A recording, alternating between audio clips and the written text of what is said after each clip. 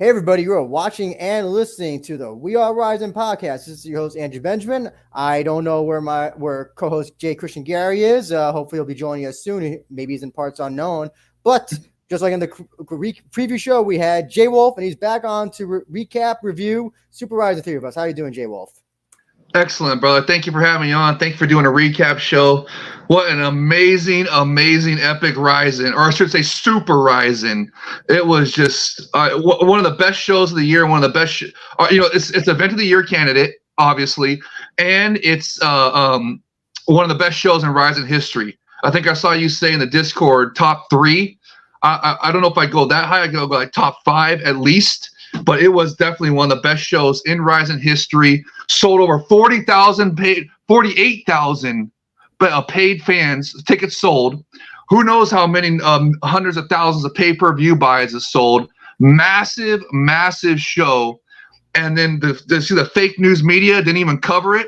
And then meanwhile, the UFC had just a pitiful, everybody boring was trending on Twitter for the UFC. Meanwhile, the epic RIZIN, or should I say the Super RIZIN, was trending with over 50-something thousand in the middle of the night, right at the very start. Even the freaking weigh-ins got over 100,000 views on YouTube. And King CeeLo from the RIZIN Discord dwarfed the chat.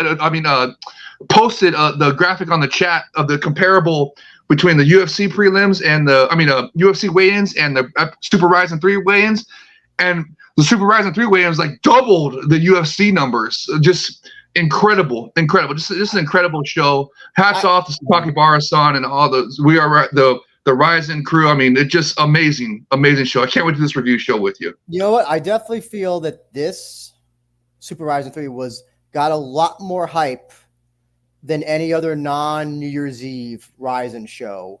Even Super RIZIN 1 with Mayweather Mikuru and the Super RIZIN2, which had the Bellator thing. I felt like this one had more. I felt like there was a lot more attention on it. It's because the super fight between Ren and Mikuru that had been building up for years, and because of Manny Pacquiao was on the card. So, along with other superstars in Japan. So, but there was barely anything in the Western media. It was so annoying. I'll correct you. There was lots of talk about Manny Pacquiao having to retire. Yeah, that's after the fact. I'm talking about it was just us for the preview shows. Where was the other preview shows in the mainstream media? It was non-existent. And Todd Atkins, he had a fantastic show earlier, and hopefully we're going to be appearing on the Japan MMA beat here pretty soon to further talk about it. But he had a fantastic show where he was lambasting the fake news mainstream media for their absolute abysmal coverage of one of arguably the show of the year so far, that upstaged even the UFC itself. A UFC pay-per-view got upstaged by the epic Super RIZIN3. I have a question. Do you think this show, we love it as much if there's no ringside commentary, or the ringside commentary kind of like inject like 1,000 extra points in it? Oh, it was definitely a bonus. That was fantastic having ringside commentary back. I hope they keep it back. It was amazing. Michael Chiavello, the voice, did an amazing job. And Damian Brown, now finally, when he's not yelling, like every time something would happen, he'd go, oh! And before, when it was Zoom commentary, it would like blow out your speakers. And it was so nice to hear him at a regular volume and now actually enjoy listening to his commentary. So the ringside commentary, 2 thumbs up. It was sensational. Absolutely, Drew, to answer your question, add it to the show 100%. And that's arguably what, pushed it over the edge to be, the show of the year, I think. And hopefully they continue being ringside commentary. And this could possibly be one-upped on New Year's.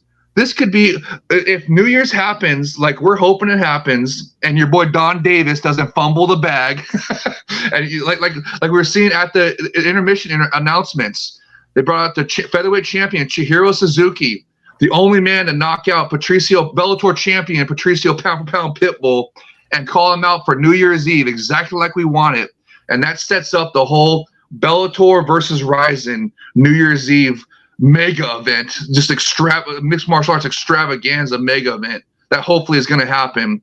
And it could possibly even bigger. So I just can't wait. I mean, this show was so freaking awesome. I cannot wait for the future. And you know what was also crazy about this show, Drew? there was barely any. I don't think there was any superior rule set. I think there's only one instance of grounded knees, and that was in the finish. I think Kubo threw like 2 ground knees in that finish of his, and that was it for the entire show.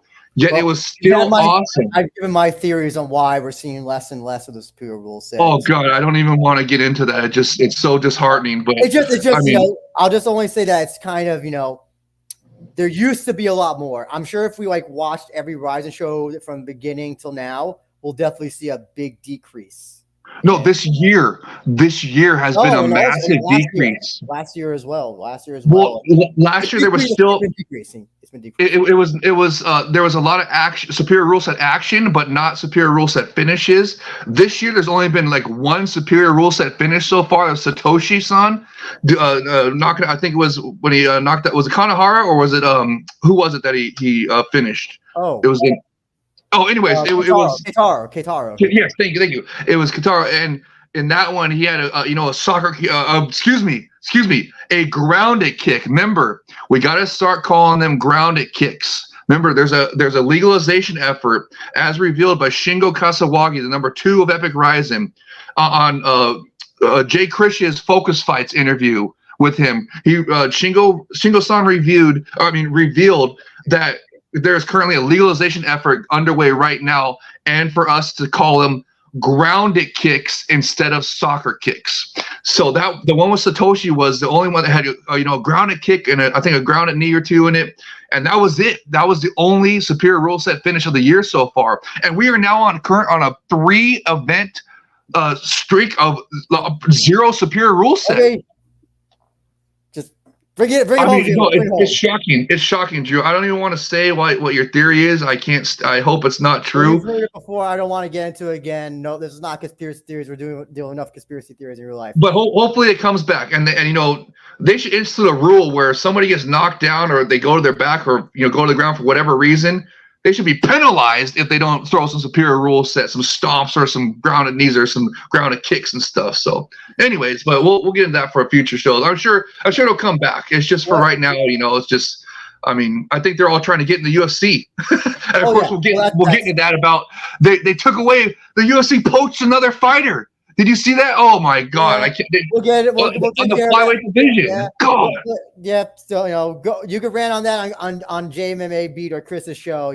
So that's not. We're unfortunately we're not here for that. So here recap RIZIN Super RIZIN 3. While I'm taking care of some things now, poster check, which we didn't do for the preview, which we normally do. Is when you just share this and then take care of some things. So yeah, normally we do the poster check, but there was no time last week, so. There was like 100 different posters for the Super RIZIN 3 show. That's one of them. There was the mirror one, this one with Pacquiao, and then this one Pacquiao. Where's the mirror one where they're like both upside, like one's upside down and they're on top of each other, like vertically? And UFC copied it. You see that one? Oh, there it is. There it is. That's the one UFC copied right there. They copied that for one of their posters. So, yeah. Any thoughts on which is your favorite out of all of them? You must. I like the one. Go up a little bit on them. I like the one with all the fighters in it. But my favorite is there's one where there's like a lot of blue in the middle. It had a Super RIZIN logo right in the middle where it's very prominent to see. No, can you scroll up a little bit before? Like you had it on there before. You don't see this one? Oh, I'm on the wrong page. Sorry about that. Oh wait, hold on. No, yeah, I'm screen sharing that one. Well, when you went to the one where the one that UFC copied, see right there on the side, right there. No, one more over, right there. That one. I have. See, okay. It has a Super RIZIN logo, Super RIZIN 3 logo, right there in the middle, and all the fighters on the side. I really like that, and it has the date and the times and everything on there, and that it's on pay-per-view, all that good stuff. That's my favorite one right there. I like that one. Jay Chris, you're here, right? Maybe? Nope, not yet. Okay. Not yet. Just let us know when you're in here. Yeah, I'm here. There he is. All right, cool. Cool. We're just doing poster check. I'll just quickly say I like this one with Ren on top, Mikuru on the bottom, because it correctly predicted how I thought this fight would go. And the UFC copied it. Hey, look at Cold Day's comment. The superior rule set move. Yes, someone like grounded knees and stuff like that do, and if there would have been more superior rule set action, I think it would have bumped this Super RIZIN 3 event into that top 3 event of all time in RIZIN histories category Jay, that Drew was saying. Jay, I want to give Jay Chris okay. Which was his favorite poster of the posters, the 100 million posters that they released? My favorite poster was the one where they had all the fighters collectively. Oh, it's the same one as Jaywolf then. This one. I mean, maybe it's you, Andrew, that probably like that upside down Joker card poster. Oh, so that's what it's supposed to be. I thought it was, I just considered it a mirror poster, but it's supposed to be a Joker poster. Okay, gotcha. I didn't even realize that it was mimicking a Joker card. I don't play cards, so I didn't even pick that up. Okay. Oh, well, it's not just the Joker that's like that. It's also all the Jack, Queen, and King cards are like that. Oh, and also, Drew, they had both versions of that the one the UFC copied. This card we're talking about right here. There was one where also Mikuru was on top and Ren was on the bottom. They had both of them. If you scroll down, I think you can even see it. So it just. And it's hilarious to me. It's hilarious that the UFC copied them on that one. That's just hilarious. And that UFC is poaching fighters, even young gun fighters from us now. It's ridiculous, man. Stealing posters, stealing fighters. Listen, you got to get used to it, Jaywolf. Sorry to say. No. Instead of spending money on guys like Pacquiao and I mean, even though I know Pacquiao and Danny Garcia are going to bring a lot of views and stuff, but I want to start keeping some of these freaking young gun prospects. Like, don't let Shadalayev go away. I mean, they should have had. Good luck on that. They should have Tamirov. They should have done the flyweight Grand Prix and had Tamirov locked in for the rest of this year, and at least letting Kyoji beat him before letting him go to the UFC. I'll just quickly say this is what happens when you're too nice. There's got to be a degree of selfishness with a business. There has to be. I agree, but also on the bright side, to all the fighters out there that are seeing this, dude, 1 or 2 fights in the Epic RIZIN get you called to UFC right away. Meanwhile, how long are they toiling away in like LFA and like all these other and PFL and one and all these other promotions with restrictive contracts trying to get out of? I mean, it's just for all the prospective fighters out there. Okay, Jay. The Epic RIZIN is where you want to be if you want to go to the UFC. Okay, they pick you up. It's the LFA of Japan. We've established that. That was established. Nah, it's not the LFA. Anyway, Jay, 48,000 fans, pay-per-view buys. It's a big league. Sorry, biggest LFA. Anyway, Chris, before you got here, we just quickly gave overall thoughts on RIZIN 3. Where do you Super RIZIN 3? Where do you think this card stacks? Do you think it's one of the best shows of all of RIZIN's history this year, the weekend? Your thoughts quickly before we go into the card itself. Real quick, my overall thoughts about Super RIZIN 3, the atmosphere just basically... I mean, the atmosphere was like nothing else. There was nearly 50,000 people in the Saitama Super Arena. The place was packed. The atmosphere was on point. It was just nothing but energy going through the entire event. And another thing I want to say is that the fights basically made everything worthwhile. I know that you, Andrew, have a lot to look forward to. I know that you, Andrew, had a lot to look forward to when it came down to the fights. They were on point as well. And the commentary, I'm going to just go ahead and say it. Damian Brown and Michael Schiavello need to be a full-blown team all the way through. We can't have any more remote commentary issues when it comes down to these events anymore. We need to have more commentary. We need to have more ringside English commentary when it comes down to these shows. Well, not more, just permanent. Oh, yeah. Just permanent commentary. I mean, wouldn't you agree, Andrew? I mean, yeah, I don't know. I've ever heard anybody actually defend Zoom commentary. So, yeah. It saves them money for Pac-Man and Mayweather. I don't think it does. I think that money is minimal. I know. I'm joking. I'm joking. Yeah. But maybe they have to pay the plane tickets out there too. Plane tickets are expensive. Well, they're in Australia. It's fun. Australia's not that far. But you guys, they have done ringside they've been without ringside commentary for 4 years now. I'm pretty I know. No, we're joking. It was from the pandemic. That's why they started the ringside commentary, and the theory why they stuck with it is because it was a lot cheaper on the production costs. So, but I mean, clearly, ringside commentary is, you know, infinity times better. It's got to stay. And I mean, if not forever, for at least these tentpole events for Super RIZIN 3 and New Year's Eve. If you want to thank, if there's anybody who you want to thank for ringside commentary, thank Abima. They're the ones who paid for it. They're the ones who footed the bill. Back when RIZIN was on Fight, it was Fight who footed the bill. Only time I think RIZIN's ever paid for this stuff is when they're on the Cyber Fight thing and they're doing the shows for free that way. But for the most part, it's been others who have paid the bill.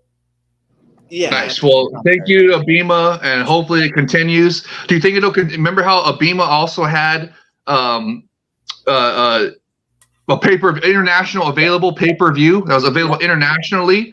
Do you think that'll continue in the future, or do you think it's just going to be for tentpole events? I hope it's for all. I mean, that's all I got to say. It'll be for the future and not just for tentpole shows. Good. I hope so too. Sorry, guys. Sorry, but it was great shooting the shit. We got to get into the actual card itself. So let's start off from top bottom. And speaking of top, with Ren being on top as well, came out on top. Didn't need 5 rounds.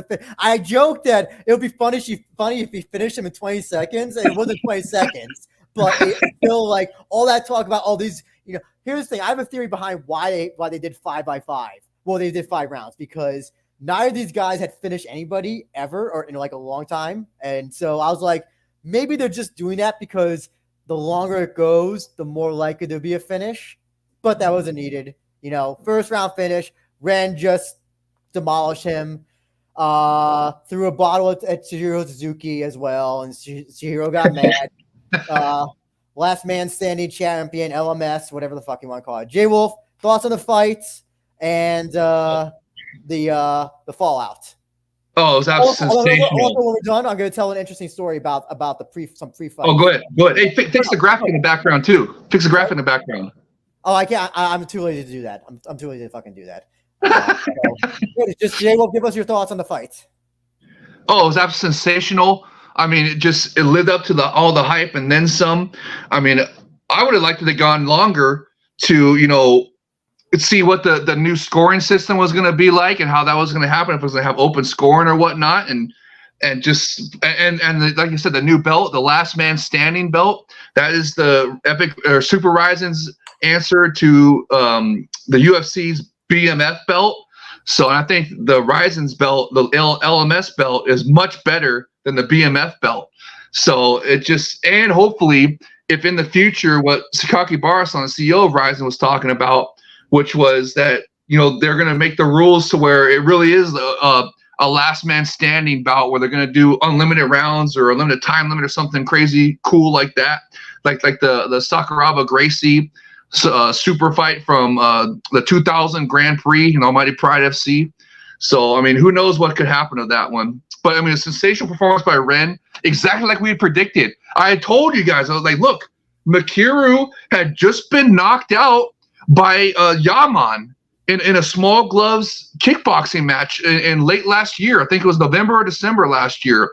And he got knocked out in that. So was his shin cracked? Plus, he also had one foot out he was already talking about retirement. You know what they say, when you talk about retirement, that means you already are retired. So, I mean, but his brother, Kai, says that Ren is not done. I mean, Mikuru is not done. He's going to be coming back eventually. So we'll see. But, I mean, sensational performance by Ren. I knew he could do it. I knew he had the K1 striking, as Rogan likes to say. I knew he could knock it. I'm going to kind of say that you were like, oh, what happens if Mikuru wins? And I was 100, like, if there was ever a time to bet, it would have been this fight.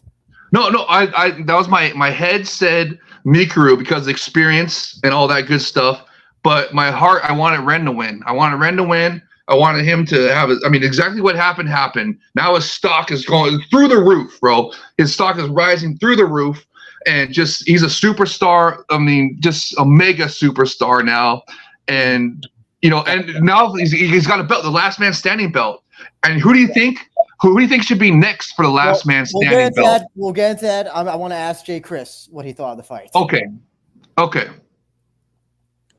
When I thought of the fight, I thought that it was so fast that I forgot it was even a fight. It ended so fast that I forgot it was a 5-rounder. I mean, I know that you, Andrew, were probably the happiest of them all watching this fight because, hey, at least it gave you the opportunity to go to bed a little early. Well, in fairness, I didn't watch it live because I was having so many problems with RIZIN TV buffering. I was just like, I can't take this anymore. So, and then I went on. The quick finish, right? Sorry? You had to have loved the quick finish, right? Oh yeah, I would if I was awake and my eyes were bleeding blood at 5 a.m. I probably would have been like, oh, so fucking happy. Yeah. It was at 7 a.m. It wasn't quicker, Jay Krish. It was from 10 p.m. Pacific till 4 a.m. Pacific, which is 7 a.m. Eastern time. Is not the same for us Central people and East Coasters. We still have to suffer though. You still have I know, and it was only 11 fights. It was only 11 fights, and they still went 6 or 7 hours. It's like, yes, but dude, that's still brutal to our brains and our demeanor. Well, you're not getting less fights. It's got to be more fight. I wanted more. I wanted more. We're not gonna get into this, Jaywolf, because we already know. Because we'll look at the comments. Look at the comments. Back to the golden era of MMA. Yes, sir, Reaper Jones. 202. Yes, sir. Almighty Pride FC is back. Pride 2.0. Jay. Speaking of LMS belt, do you want to see this belt defended? I think that's yes. Okay. Yes, 100%. And I want it to be someone like Hagiwara. Well, Hagiwara's got a fight coming up. So that probably won't happen. I was gonna suggest Suguru Nii because he got dusted by Majima. I mean, dude, but come on. This is not a belt where there's, come on. You got to get off the knee hype train, Drew. He got dog walked by Majima, embarrassed. He is not in title contention no more. That Pancrase belt is worthless. Pancrase is the LFA of Japan. Okay, Pancrase is. Jay Chris. Who do you want to see this LMS belt be defended against next? If you want to see it defended, I think it's nothing more but a novelty belt. I don't know if it's going to even be continuously defended. But if I were to say who I would love to see that LMS belt be defended by for Ren Hiramoto, I'd say it would be Ryusei Ashizawa, the catfish. Oh, nice one. I like it. Are they in the same weight class? No, they're not, though. That's the thing. Oh. But this could be kind of like a de facto open weight belt as well. Mm-hmm. Oh, that'd be cool. Add to the. I mean, that's kind of like. Well, I mean, I guess Gracie and Sakuraba was not open weight, but it was still. That was open weight. I think that was open weight or close.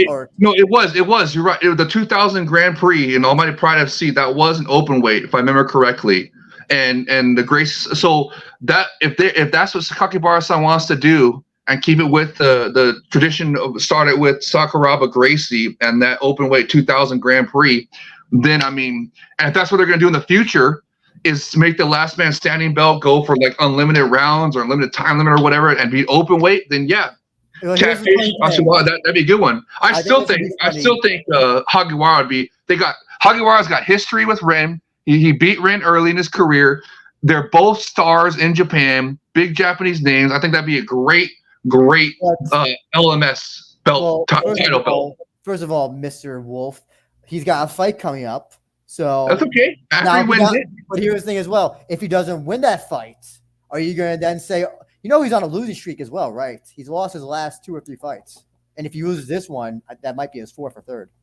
But to grapplers, to much more. But let's see how he does in this fight. Let's see how they should definitely build to the Hagiwara rematch with Ren for the LMS belt while it's hot right now. So hopefully, if Hagiwara gets a win next, how about this? If Hagiwara gets a win next, then he fights Ren for the LMS belt next. No, how about that? I'm gonna say this. I'm gonna pull you. He needs to win one more fight after that. Oh God. Anyway, I'm gonna go to Jay Chris for this next question. So Some correction. Kai may have said that his brother's not retiring, or maybe that's what he's saying. But on Instagram, Mikuru said that he's been doing this since 19, and at 32, he is not. That this may have been his last fight. But we'll see how the future is. So, question. Well, actually, it's a two-part question. Do you think he should retire? If you don't think he should retire, then what should be his future in RIZIN? I don't know if he should retire because he also has breaking down to put over. But I only mean as an MMA fighter, not the promotion stuff. Just like, what do you think as like a RIZIN active fighter? I mean, I think that if he says his RIZIN active fighter days are over, yeah, he should retire in peace. Run breaking down. Be just about everything he wished he could be growing up. But if his competitive spirit, if his fighting spirit is continuing to go, I think that he should continue to fight. And I think that he should basically, I don't know, maybe he should move down a weight class, maybe to featherweight. Again, I mean, what's this fight at, lightweight or featherweight? Featherweight. Oh, yeah. Well, maybe he should probably be a showcase fighter. I mean, at least that's what I think. If he does end up taking that showcase fighter mantle, well, maybe he should vie for the featherweight title again. But I think that if Mikuru were to come back and to say, hey, I'm not retired, he will probably be a showcase fighter to continue on in his career. At least that's what I think. I actually agree with Jay Chris. I don't think he should retire at all. I think he should work back to a rematch with Ren. I think they should build this into a trilogy or a potential trilogy for the LMS belt. I mean, Ren embarrassed Mikuru. Jay, I don't think that fight's going to go anywhere further than that one fight. We're probably going to get... I don't know. I don't know. Jaywolf, I don't get it. You have these weird things. Oh, about that's rude. I didn't mean to say it like that. But like, you have these things for like certain rematches, and then other rematches you're like not against. I don't get what the Mikuru. So the problem with if this fight had gone all 5 rounds. I'm not used to saying 3. All 5 rounds. You know, whatever. A rematch. Yeah, but this was finished in 2 minutes. Knockout, and it's not even like Mikuru even looked good like in the 1 minute. It wasn't like he knocked down Ren and then Ren got up. It was not a good loss. It was not a good, and also consider the other matches, like you said, the Yaman loss, which was last year, the Vugar Karamov loss, even the win that he had against Juntaro Ushiku was not a good win. I'm looking at his collective recent career, and it is a severe downgrade from what he was when he first came here to what he is now. This fighter who beat Yusuke Yachi, who beat Luis Gustavo, would not survive either of those two guys now. He would be mauled by them. And I think I don't think he's just, some father time. I don't think it's father time as much as it's just. He's only 32. It's not father time. No, yeah, you're right. But I think that fire there is kind of gone. And maybe it's been reignited now. They got embarrassed by Ren, and he would be wanting to get avenge that embarrassing L to Ren. So I think he would put in the work to do it, and he could sit there and say, "Hey, it was only 2 minutes. I didn't really get get going. I didn't do any grappling. I didn't do anything that we need to do." And look, guys, it's the biggest fight in Japanese mixed martial arts, at least for this new era. In the new era history, it's the biggest fight so far. I think they should build up to do it again. What size that you want to build up to that? So then, who would you put Mikuru against to build up to that? Oh, somebody also coming off a loss, like let him scrub up Nii, your boy Nii. That got embarrassed. He can lose that though. You do know that he can lose that, right? Again, okay, well, then put him in another fight then that's easier than Nii, which I don't know what would be. Really, unless you want to put him against someone who's 1-0 or 0-1. The problem is that there's really no fights now that I think would be. Here's the one fight I would be happy with, and this is if he does retire, which I don't want to say I hope he does, but I'm just going to say if he chooses. I think he and Saito should have one more match New Year's Eve because those two were the staple of RIZIN pandemic era. They helped. Their whole thing helped RIZIN during the pandemic era, and they should at least be given kind of like a gold watch, kind of like a, hey, if you guys are either going to both retire or one of you is going to retire or it's going to be a retirement match, here's a co-main event spot on New Year's Eve. That's why I think. I like it. Do that, or see if what Hagiwara, what he does, maybe they can fight each other for the next, the right to face Ren again for the LMS belt. Again, he's a striker, so this is the problem. Yeah, What Mikuru? He's got the full package. He's got grappling. Yeah, but it's elementary grappling that can be.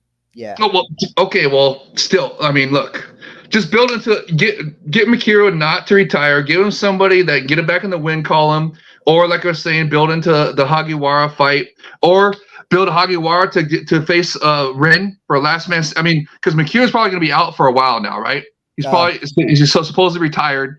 So build to the Hagiwara fight with Ren, and if Ren can beat Hagiwara, then match up Hagiwara and Mikuru for the right to rematch Ren. You're making assumptions based on the fact that Hagiwara will win his next fight, which is not. Yes. I am hoping that Hagiwara wins his next fight, so that way they can build into the LMS title match with Ren. Let's move on from this great main event to a co-main event that didn't have a finish. Draw. Manny versus Anpo, draw. Here, can you get the graphic up there, or no? You want to leave it on the post? I'm too lazy to do that at this point. Oh, come on, get off your ass and do it. Let's go. Come on. I'll do this. How about this?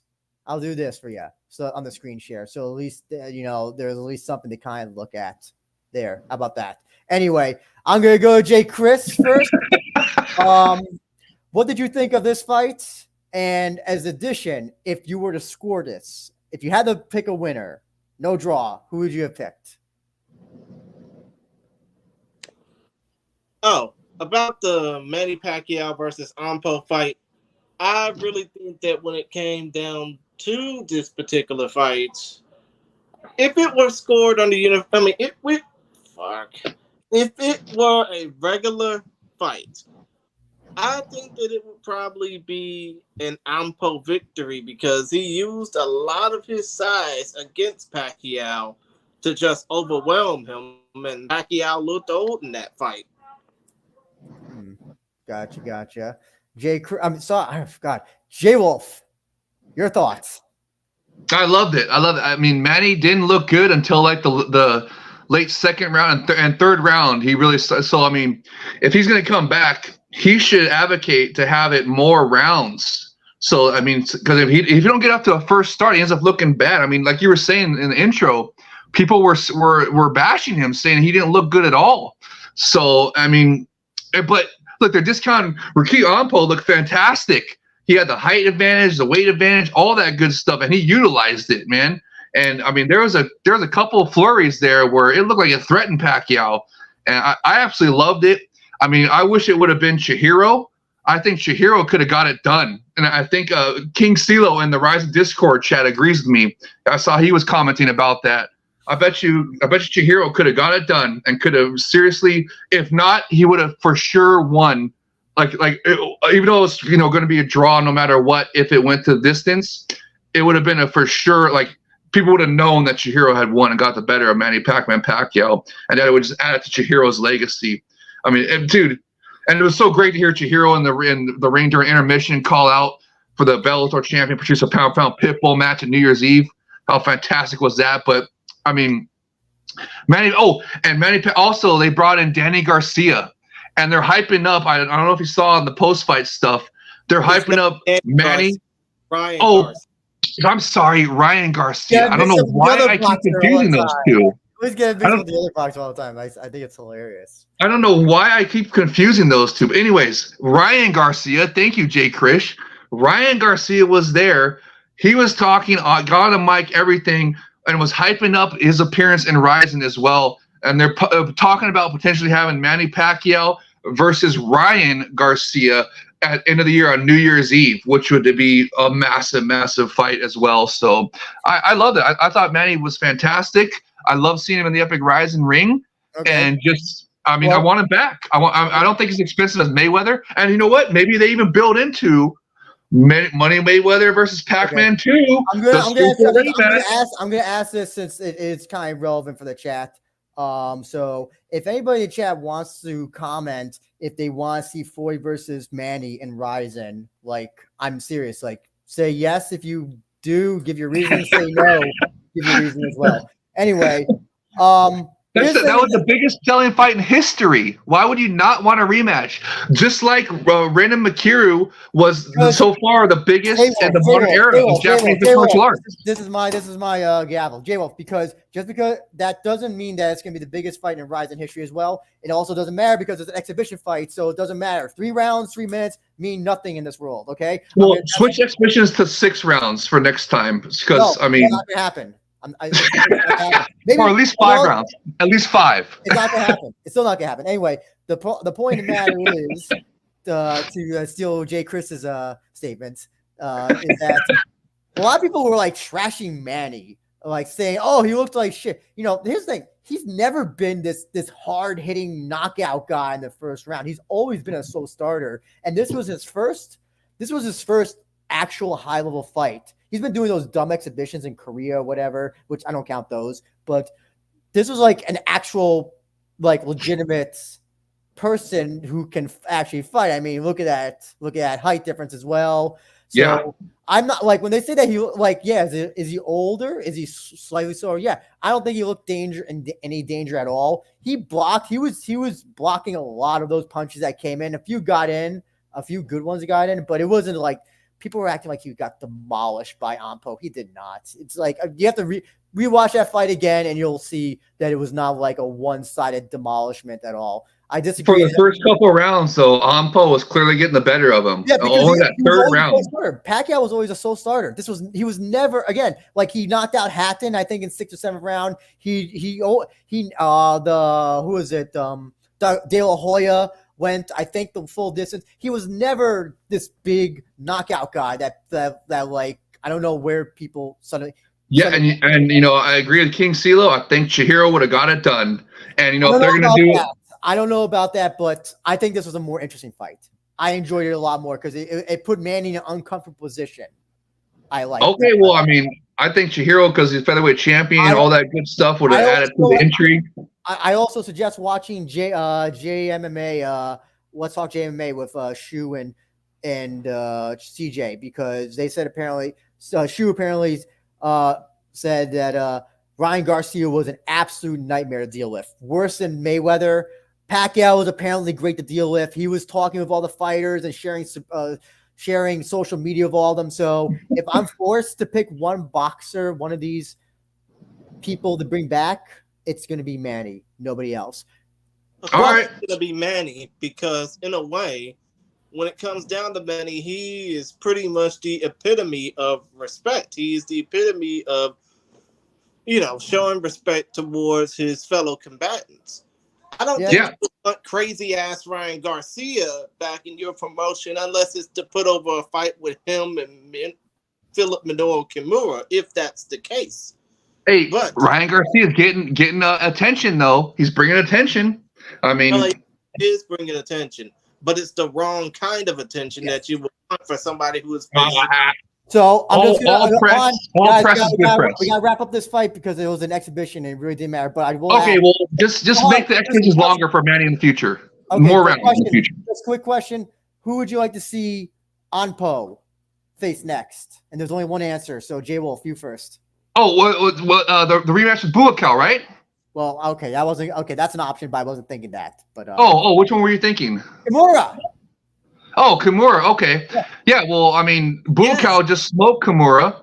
So, and Pacquiao lost in the King K1 Grand Prix, and he has a history with Anpo, and I thought they were building into that rematch. That's a maybe, but the Kimura fight is only more interesting because they just keep on talking shit to each other, and apparently also Kimura tried to throw in the ring as well.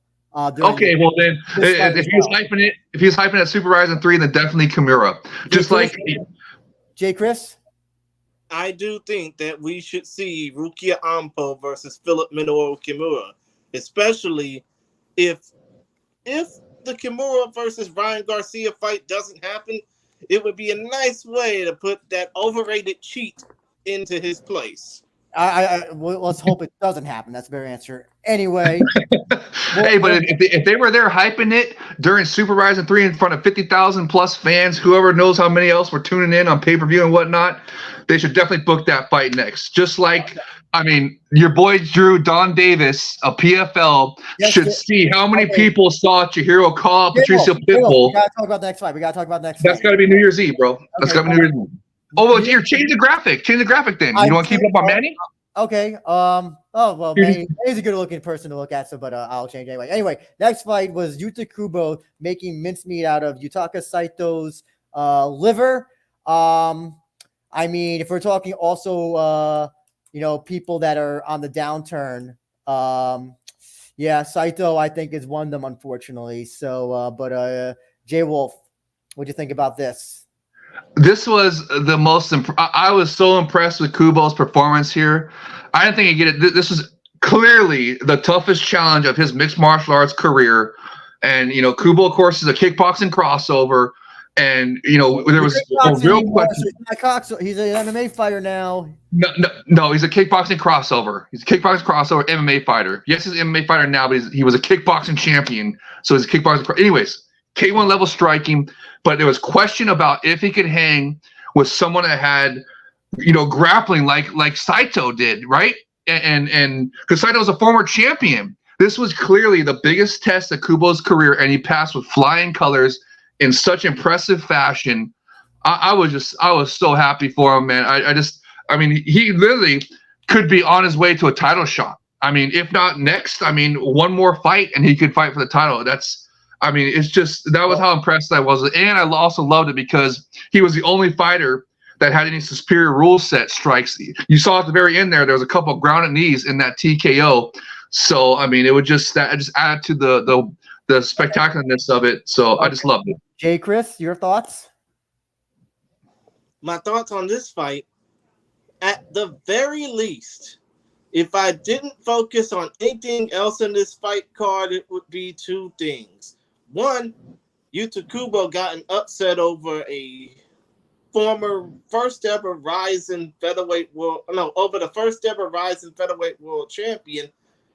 And Yuta Kubo found love again because let's face it, he and Sarah, I'm pretty sure they rekindled some old flames, so to speak. But still, though, point of the matter is Yuta Kubo just saw his stock go all the way up when it came down to that fight. And I think that, if RIZIN was smart, they would do everything they can to put that man over and make sure that he gets all the opportunities that he can get while his career is still active.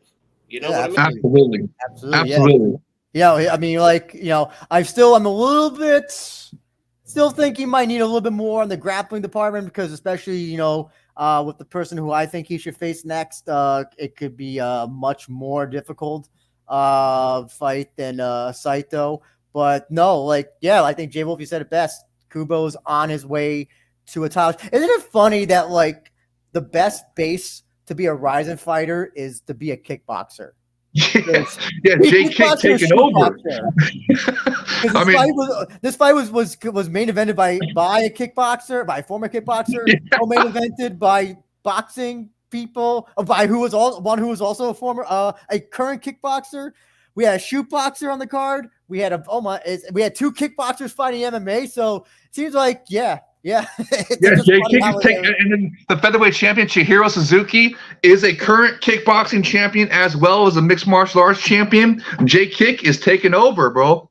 It's taking over. Well, it proves to me that while this did not do as well as the match, in terms we don't know that yet. We don't know what the pay-per-view numbers are. I know what the pay-per-view numbers are. I know. I'll just say that they're not as close to the match. But they're still good. How do you know? I know. What's your source? Is your source the Force telling you that? I can't tell you. But yeah, right. No, your source is. Hold on, Jay. It proves to me that MMA fans will watch kickboxing, but kickboxing fans don't really gravitate towards MMA. I don't know. I disagree. I think your source, the Force, is the Disney version of the Force, not the OG original Lucas Force. It's not the actual life. Anyway, question. Yeah, your source is the Force Witches from the Acolyte. Not the thread. Anyway, I was going to suggest this. If you have somebody different for Kubo to fight, say go ahead. But I think him versus Kleber should be the next fight. No way. No way. Kleber is too dude, that's a guaranteed Kubo loss. Not and plus, necessarily. Kleber is doing for the KSW collaboration event in December. Kleber is going to be on that show probably with Vugar Karamov. That's what my guess is. No, I'm not. Listen, Karamov, Vugar felony Karamov. We're not talking about until I see him booked on a RIZIN show. Okay, so once that's taken, then we can talk about that. Until we see a KSW, until I see a big giant Polish man walk out Sakakibara, there's no KSW. Whatever. The KSW owner already tweeted it. Come on, Jaywolf. I just want realistic. We're going to talk realistic stuff for the time. The KSW owner tweeted it. It is official. Where's the contract? Oh my God. Okay. All right. Let's move on. Move on. Hold on. CY has a good thing. Kanahara versus Kubo. Oh, there you go. Another former champion. Book it. Yeah, I'm fine with that. That would be a number one contender fight for the title to face Chihiro, right? Okay, great. Yeah. Or Kleber, or Kleber as well, because they're Kleber is doing the KSW collaboration, and he's back of the line because he lost to Kanahara. Anyway, was it J. Chris? Who would you have Kubo fight next? To be honest, I don't know. You have to look down the list of who's willing to fight Yuta Kubo. I mean, because I don't know. Maybe he should be facing. Oh my God, should he face Ren Hiramoto? I don't think they. I mean, I think they fought each other before, had they? Oh, that's interesting. Actually, that's kind of interesting. That's a good idea. I like it. I didn't think about that. Do you think he could be a contender for the LMS title? Jaywolf? Yes. I love it. I didn't even think about that before. Here, I'm looking to see if he's fought. I think they have. I think they fought once in K1, maybe. I'm not seeing it here on Tapology. Never mind. Maybe they didn't. Maybe they didn't. It's either gonna be Hiramoto or Majima. Oh, possible. Majima, he's coming off of just one victory over Nii since being dusted by Imanari. First man in the room, Kubo. Kobe Day says Kubo versus Nazimov, who destroyed Sora Yamamoto. I don't love that one as much as I like Jay Christian's suggestion of Ren for the LMS belt more, or on his way to the title shot for Chihiro, because Nazimov would wreck him. He's got too good a grip. I need to build up the LMS fight though. That would be a little bit needed because I think you need a little bit of build for that. I don't know if those two have history because they were in K1. Maybe they have some sort of history together. It's possible, but as far as I know, they don't. I didn't see it on the Tapology, but I mean, who knows with Tapology these days? I mean, but maybe they were on the same card or something. And we're talking trash in K1. Anyway, Saito. What's next for Saito, in your opinion, Jaywolf? Oh, I like what you were saying about matching him up with Ren. I mean, excuse me. With Mikuru in like I don't want to say a retirement match, but a tribute to the fighters that loser has to renounce their Japanese. No. It's a tribute fight to the fighters that carried RIZIN through the pandemic era. I like the way you put that better. Yeah. I think that's what you do next. And I think that's kind of like a safe fight for both of them. I think that Saito is. He's only in his 20s, I think, but he's having that Tony Ferguson thing where it's just like I think the body is deteriorating, or this athletic part of him is deteriorating. J. Chris, what would you think for Saito next? For Saito, I don't know. Maybe it's back to the drawing board for him because ain't no one opponent can basically say, oh, he needs to be ready for. No, I think what Saito needs to do is go back to the drawing board and think about how he lost this fight and then go ahead and train again before he even thinks about fighting again. You know what I mean? Yeah, I agree. I agree with that. like in a way, Andrew, I do not think that him fighting against any one opponent would do him justice.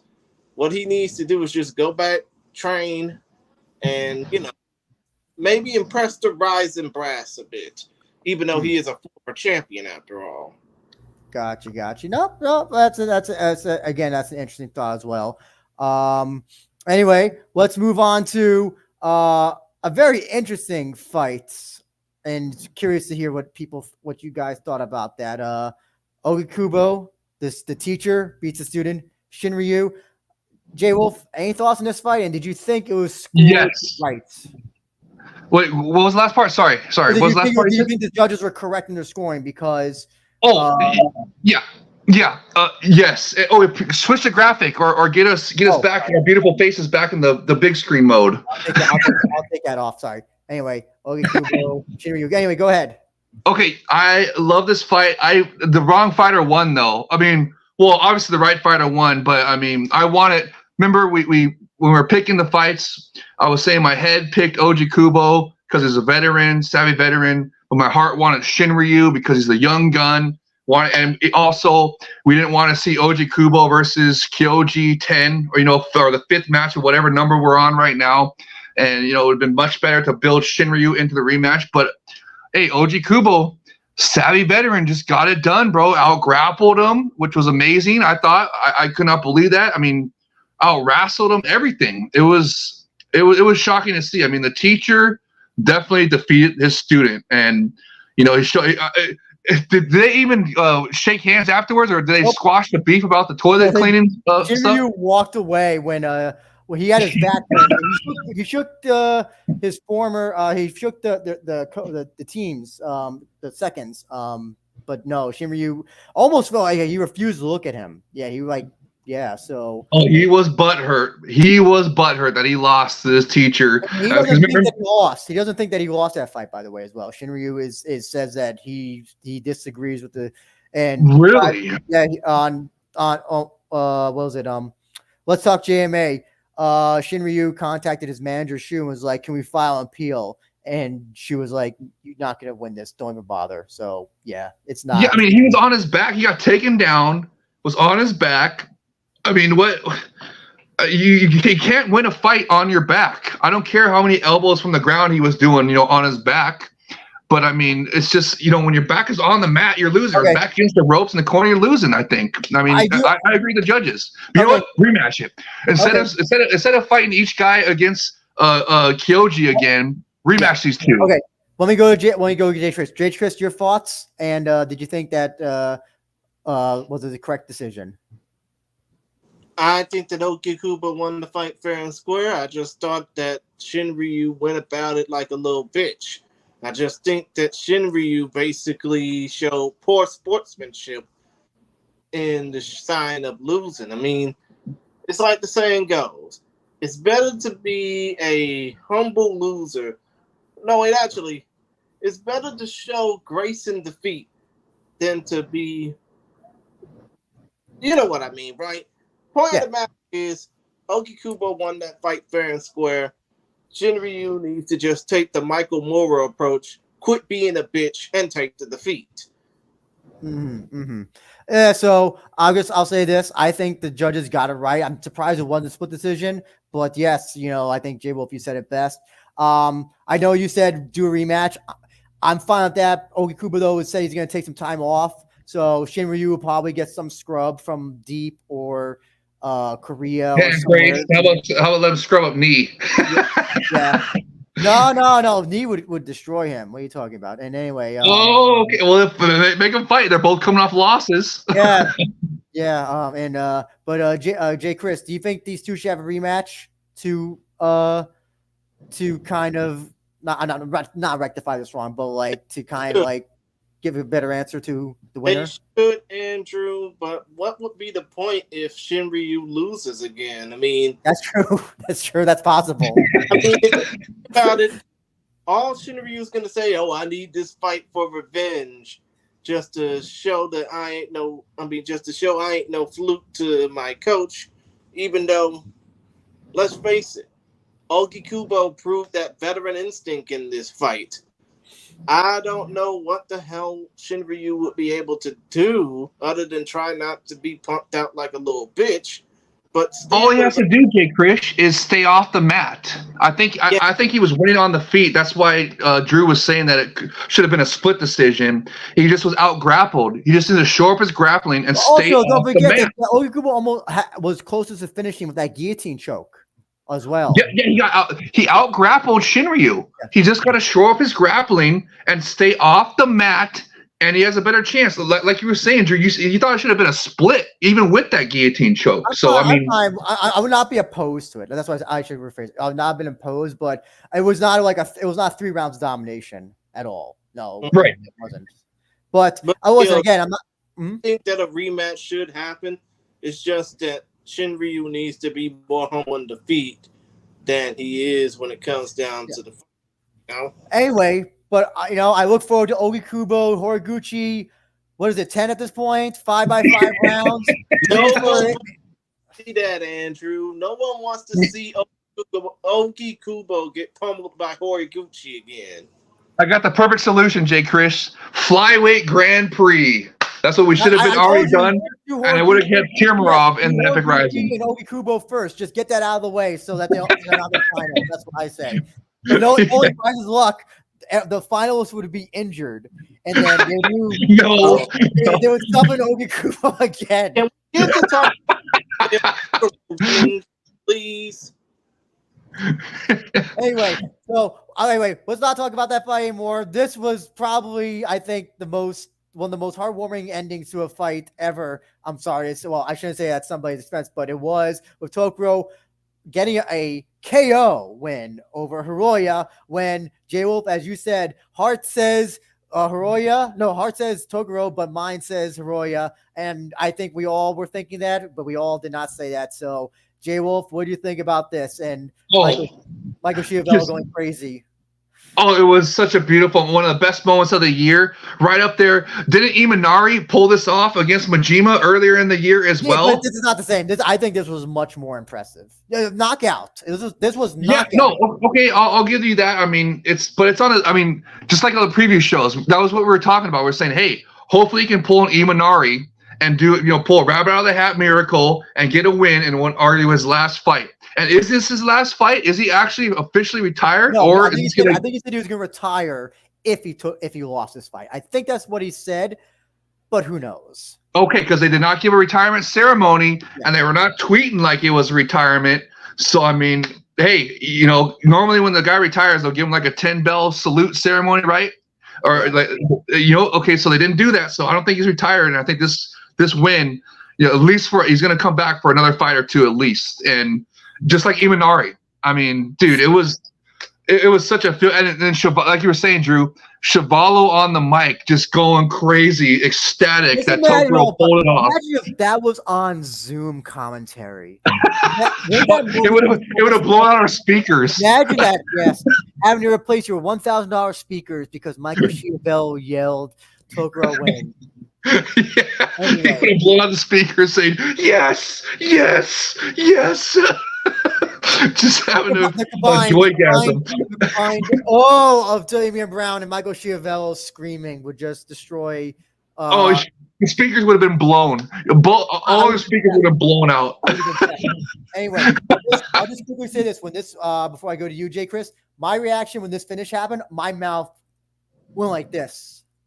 Like that was one of the one of the upsets of the year. I'll definitely say. Oh, absolutely. Up there with Imanari, everything. It was sensational. Jay Chris, your thoughts? It was beautiful. It was breathtaking. It was stunning, and most importantly, I didn't think that Tokoro could have done it because let's face it, nobody wanted to see him lose to Hiroya and his under 500 record. But still, though, when it came down to this fight, we all knew that Hideo was going to win, but not this spectacularly, I just think that Tokoro should... I don't think he should count his blessings. He's just happy to be here. He's just happy to continue fighting.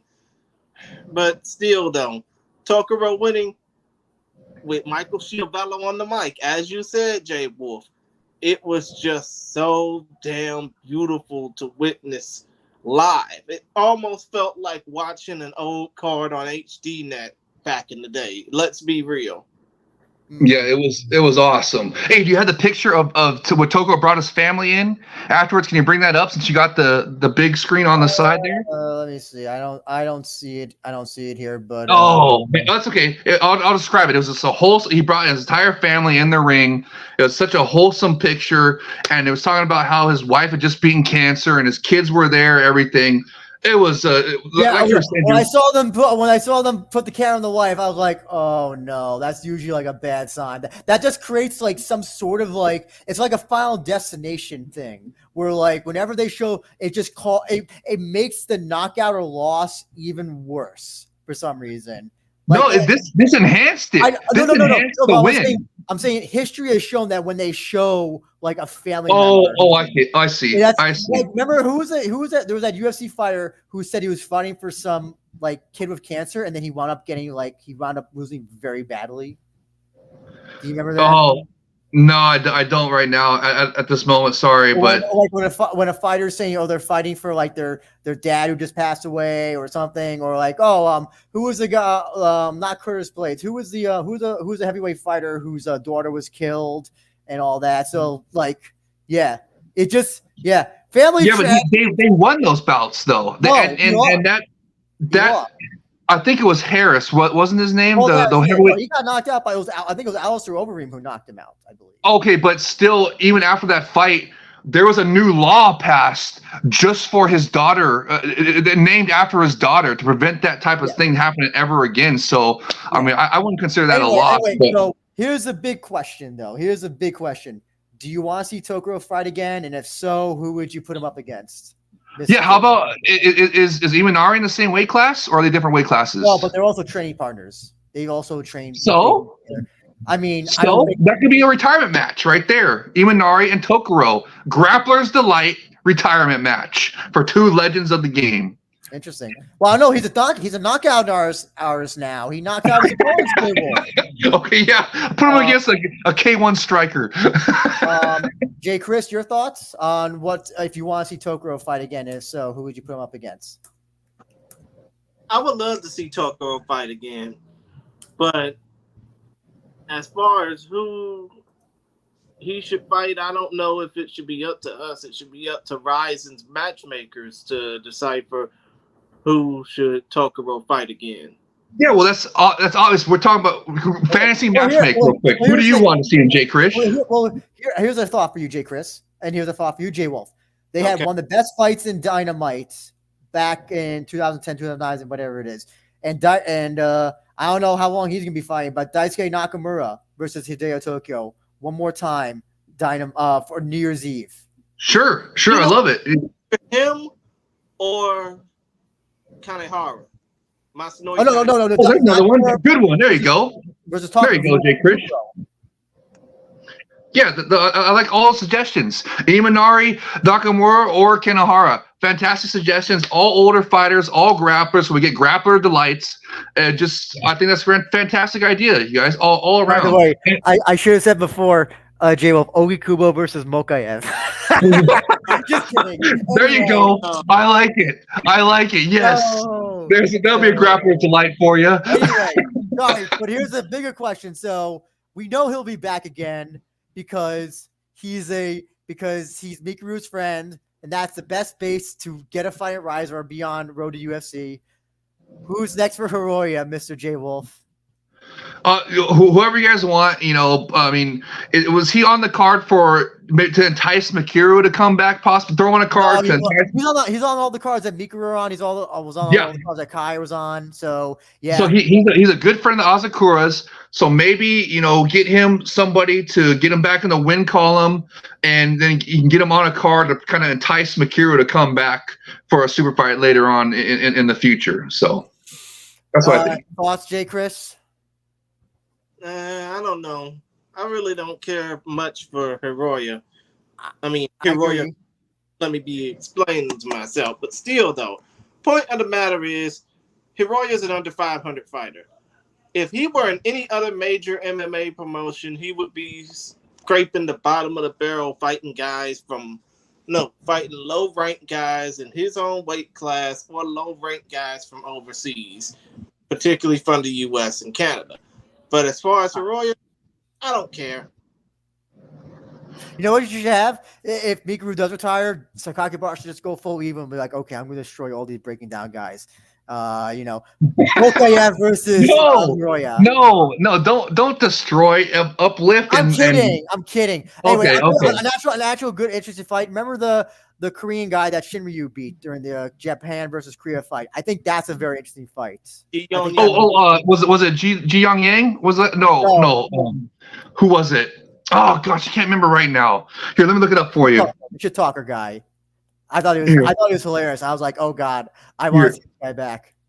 Okay, it was on the Jung Hung Lee. Yes. Young Lee. I would like that guy against Hiroya. That could be an easy fight. Here's the thing. I like it. Hiroya is gonna lose his next 10 fights in RIZIN, and he'll still be back as long as Mikuru is alive. So exactly, utilize him to entice the Asakura bros back to RIZIN because he's obviously one of the Asakura bros' good friends. So utilize him to get the Asakura action bros back in the epic RIZIN someday. Why not? Why not? Yeah. And are you sure you can't get that picture of Tokoro with his family? No, I can't. I'm doing whatever Google shows me. Oh, okay. I mean, that was the feel good. The last shot on Tokoro winning was the feel good moment of the year. I don't want to get copyright struck by Abima like last time, and we'll have to wait 30 days for my video to be seen. Okay. Well, put our beautiful faces back big screen then. Close the window. Put us back on big screen. Anyway, we got to talk about possibly fight of the year in RIZIN between two former kickboxers. They're kickboxing crossovers. Just embrace it. Jaywolf, what were your thoughts on this fight, on this crazy ass fight? It was so good. I mean, watching it live, I watched the whole thing live. It was this whole card live was just sensational, and just this one in particular. I didn't know it was going to be this good. I don't think anybody knew it was going to be this good. A sensational fight. I was so happy to see two J kickers, kickboxing crossovers, just put on a sensational fight, the fight of the year. For sure, fight of the year candidate. If you don't want to give it fight of the year, you have to give it a candidate status for fight of the year. It was that good. So just incredible heart shown by both men. Really, there was no, even though, and Catfish won. That was another crazy part. I didn't think Catfish was going to do it, and he won fair and square, an absolute war. I can't say enough good things about this fight. It was just so fun. I loved it, and I can't wait to see both men back in the epic RIZIN ring or cage, and I was so happy to see it. It was just awesome. Okay, Chris, thoughts? My thoughts on this fight? Yeah. Ashizawa did the damn thing. I think that when it came down to overall, what am I trying to say? When it came down to overall quality of the fight, Ashizawa did his damnedest to lead that entire thing. No disrespect to Koji, of course. He had his moments. But I think that Ashizawa done everything he could to win that fight at the right moments. You're right, and he dug deep. Remember, Chris? He dug deep in the third round. He was gassed. Well, here's the other thing as well. Is that I think we all were like, oh, listen, Kozi destroyed Kota Miura, and he also utilized grappling as well. He was able to defend Kota's grappling, but he also had grappling. He was able to grapple himself. He was training with Shinya Aoki, who was in his corner, and surprisingly. Listen, let's not put you around the bush. While Kozi's grappling is not, Shinobu Ota's, it's still probably higher than whatever Ashizawa's is. So, but the fact that Ashizawa came more prepared for this fight than the Ota fight shows that we're seeing slow progression, a bigger progression. And it's funny that both in kickboxing and in MMA, Ashizawa beats Kozi. So it's now 1-1-1. So you know what that means? They gotta do bare knuckle next. Yeah, prime candidates for bare knuckle. The bare knuckle collaboration that's going on right now. prime candidates right here for that if they want to do it again under bare knuckle rules. I think they should even do it again under mixed martial arts rules. That's how, I mean, it's a literal fight of the year candidate. They gotta go through all the disciplines. They gotta go through all the disciplines. I agree. I agree. Jay Chris wants to talk. Either bare knuckle rules or mixed rules for those fights. I mean, for that fourth fight, if it comes to that point. Oh, interesting. Yeah, listen, this fight was great. It was bloody. It was exciting. They didn't stop. It just I was underwhelmed by this fight, I think, because I think we kind of just like, it's two former kickboxers in MMA. Yeah. So, but no, it's definitely where I don't know. So far, fight of the year. Would you say both of you guys? So far, fight? Yeah, especially for the Epic Rising. Okay. I mean, but overall, the entire mixed martial arts landscape, including UFC, is definitely a fight of the year candidate. Top 10. It doesn't speak for me, but I can say that it was one of the fights of the year. And Aisha called it too. You're talking about we didn't really expect. I mean, Aisha of the City Life Project, he called that this fight was going to be awesome. And it was, and I'm just really happy that it was. I can't wait to see both men again. I'm just happy that they're excelling in mixed martial arts and put on this fight of the year performance. It was sensational. So what's next for both these gentlemen, Jaywolf? What would you like to see both next? Oh, I would look. I love your idea of doing the fourth fight in bare knuckle and make it an official bare knuckle fight. This could be a collab, and they could use this as to hype up the bare knuckle fight. And bare knuckle still wants to come over to Japan, right, and do a Japan show. Boom, right here. Here's at least a co-headliner, right? I mean, this could be, dude. It just sells itself. It'd be awesome. I love your idea about that. And if they don't do that, then definitely want to see both men back in mixed martial arts against whoever you want to put them against. Just don't. Don't put it like they put Catfish against Ota last time for his debut. Don't do any more of those kind of That's the history of JMA. Unfortunately, sorry, we're gonna be. I want to just speed this up so we can talk about the next fights. Jay, Chris, what do you want to see next from both of them?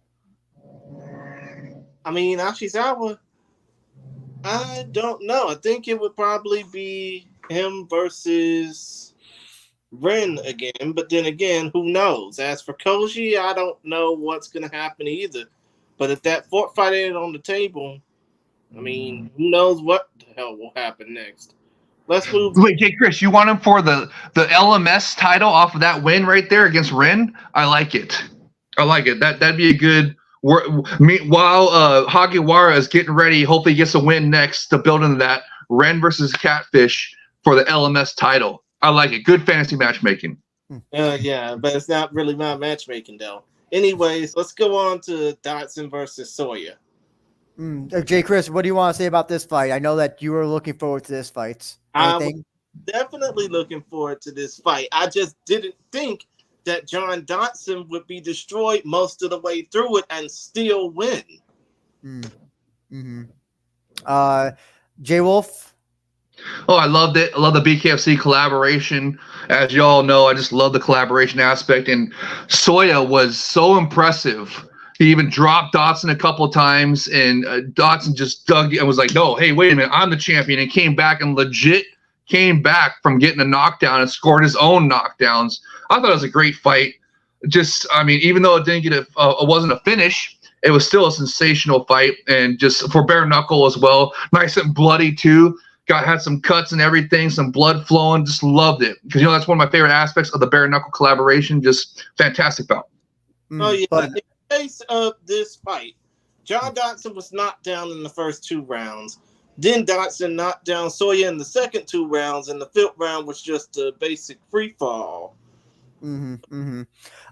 So is Dodson gonna get the I don't know by the way, I was right that Connor never tweeted about this. I told you he was never gonna be there. First of all, we'll see. He'll tweet about the BKFC Japan show. Well, that will be different, but yeah, he's clearly not paying attention to this. This is just another money laundering scheme. Basically, of course, Conor McGregor didn't care. I'm pretty sure that David Feldman did not care, and the BKFC account. That's bad. That's bad if he didn't, because no, they did. Come on, 48,000 fans who knows how many pay-per-view buys and viewers around the world watching. Come on, they cared. This is a great showcase for their brand, BKFC and Bare Knuckle. Come on, Jaywolf. The question, since you're a little bit more familiar with BKFC, was there any news about Dodson being defending the belt again against Aguero? I forgot his name, something like that. Yeah, I keep forgetting his name too. You're talking about the guy that he recently fought for he drew for the title in BKFC. That is definitely probably going to be next, but I have not heard anything yet. Also, Dodson was talking post-fight. He wants to come back and fight in Japan. Wants to fight mixed martial arts. Wants to get on a New Year's Eve card. Maybe. Quickly, who did you think Dodson should fight in MMA then? In RIZIN. Oh, I mean, shoot! I would like him. Somebody that gets him on a path to the title shot against Kyoji. Either what? Go ahead. Oh no, I was just gonna say. Well, now that Temerov is gone, you might. Oh God! Don't remind me. I can't believe they poached Temerov. I cannot believe they poached Temerov. I know. But you could use this win as an excuse to basically just push him to the front. You gotta win. You're a champion BKFC. You indirectly defended the title, so now. Yeah, you can now fight for title. No, you're forgetting he lost to Ougikubo. But Ougikubo is gonna be taking a layoff, he said, and then he won this fight. Dodson won this fight. So and you have nobody else. So there's really no. Shinryu. Match the losers to Ougikubo, match them up together to see who gets the next shot at Kyoji Horiguchi. And hopefully John Dodson's able to beat Shinryu and get that title shot. Before New Year's Eve, though. If you're looking for something for New Year's Eve, I think you just fast track Dodson. You just do that. Why not Shinryu for New Year's Eve? Dodson, Shinryu versus who? Dodson. But, number one contendership. Then who will defend? Then who will Kyoji defend against New Year's Eve? Oh, I'm glad you brought that up. I was seeing Kyoji tweeted out rematch. So who is he talking about? Hopefully Pettis for the Fly title in the Bellator collaboration super event. What? He beat him though. They're 1-1. Yes, but it wasn't for the title, and it was at bantamweight. This time it's going to be at flyweight for the Fly title. Okay, maybe then. Anyway, J. Chris, are you there? Yeah, I'm here. Who do you think Dodson should fight in MMA next? I don't know. It's basically a toss-up because, like y'all said, Temerov is gone from the RIZIN Fighting Federation. He's now signed to the UFC. I don't know who else you would want to match him up against because didn't he beat Shinryu? Nope. No. Ougikubo beat Dodson. And Ougikubo just beat Shinryu. That's why I was saying match Dodson and Shinryu up. Yeah, basically match Dodson and Shinryu up. Then, if that fight doesn't happen, give Dodson a rematch with Ougikubo. Yeah, I like it. And Drew, I can't believe you're dismissing Pettis and Horiguchi for the Fly title. To me, that's a perfect co-main event for the main event Chihiro versus pound for pound Pitbull. I mean, that's just... Dude, that's going to be massive for New Year's Eve collaboration. The fight already happened. The fight already happened. Not for the title and at bantamweight. Well, again, if Pettis can make the weight, which he should have enough time, that's a maybe. It's a maybe. I just kind of want someone different. The problem is I don't want flyweight to be like featherweight where it seems like it's just rotation of like 3 or 4 fighters. I want to just see new fucking people. Without rankings. Look at the context of the fight, Drew. You're not looking at the first fight with Pettis. He had that sensational spinning back fist knockout of Horiguchi. The Horiguchi Pettis fight that you talked was a decision win. I'm not trying to go through the history, but I know. But okay, fine. I'm telling you, it'd be great for New Year's Eve. You need a little bit of new blood in there to kind of just shake things up. Even if until RIZIN has rankings. Disagreed. Well, they should get rankings. Agreed about that, but I disagreed about the other point. Quickly, Jaywolf Soya. Sensational. Looked fantastic. We thought he was going to get destroyed. He almost won the belt. I'll give you that. But what would you like to see him do next? MMA again or try again? No, go to BKFC. He looked so good. And he said, go. That has to be a collaboration fighter that's sent over to BKFC. Okay, gotcha. Prime candidate for that. Jay Chris, quick thoughts on Soya. I think Soya done well enough to gather the attention of the BKFC brass if they were to actually give a shit. And if Soya's next fight ain't in a BKFC ring, I wouldn't mind seeing him be matched up against somebody like Shinryu if the opportunity presents itself. No, that's an interesting fight because they're both like they're. You know what the funny thing is about both of them is that they're both also they have the connection that they were both at the same camp before. So of course they're former training partners. So that's kind of interesting. I'm fine with that. I'm not opposed to BKFC as well. But listen, the first Shinizuka fight didn't happen, unfortunately. So let's wait to see, how these future fights in BKFC go. Actually, since we're on BKFC, we'll just quickly talk about it because I think did I even make it? Oh yeah, because I really have nothing much to say about it. Emery beat Sigala, so kind of what we all predicted. I think. Jaywolf, just quick your thoughts. Nose. Yeah, that's true. Yeah, I'm glad Jay Chris that visibly broke her nose. It was a crooked nose. I mean, just what a great performance by Tai Emery. And we were anticipating would she or would she not flash the crowd afterwards with covered nipple? She didn't. Nope. Thank God she didn't.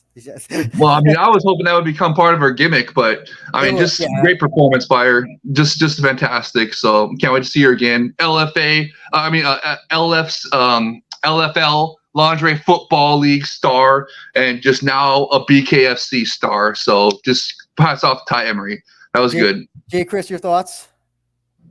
I thought it was phenomenal. I thought it was really something to behold, even though, of course, it's a damn shame that it was one of the first two fights on the card. But still, though, that fight ended so damn quick, it almost made me forget that it was a 5-rounder. But still, Tai Emery, let's just say, she didn't take ring rust for an exception. She basically took ring rust as a challenge. I mean, you basically heard how Damian Brown and Michael Schiavella were hyping up that she was a native Australian. She basically done a lingerie football and modeling as a way just to get herself noticed. And now she's basically kicking asses, taking names, and breaking noses.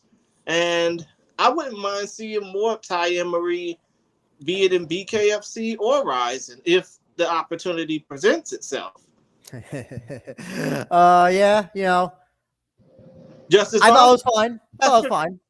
Just as long as she doesn't flash her chest. Yeah, well, no, she should. Do it in Thailand. Not don't do it in Japan where you could possibly get arrested. Jaywolf, your girl Rena made mincemeat out of Kate Lotus. Your thoughts? I told you guys it's going to be one of the best fights of the night. Kate Lotus absolutely brought it and was probably the best she's ever looked. And Striker Queen Rena just was absolutely sensational, exactly like we were talking about. And she looked so good. I mean, she was just beautiful looking, even with the short hair. I mean, I was so happy that she had she had her bangs braided, but she was still like fixing her hair though. She needs to braid the full thing next time for her sides and her bangs. I'm glad she did the bangs this time, but she needs to also fix her hair every time. Even Schiavella commented on it that if it was distracting him, it would distract her in the fight.